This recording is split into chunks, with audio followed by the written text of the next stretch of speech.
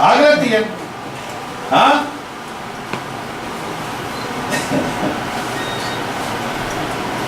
कुछ नहीं है तो क्यों डर रहा है? तबीयत सही है? हाँ बेटा तबीयत सही है ना? तकलीफ है?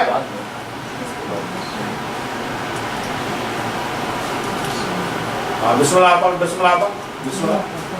हाँ शाबाश।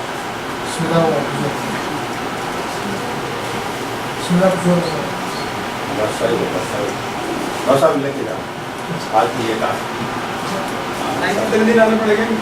बस वो उसको आप लोगों को महसूस होगा।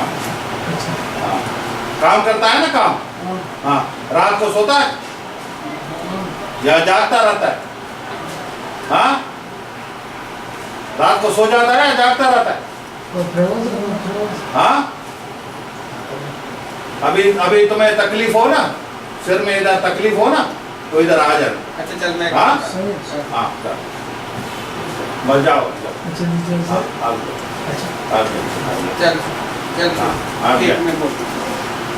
इंशाल्लाह सही हो जाएगा। हाँ भले भी बंद कर।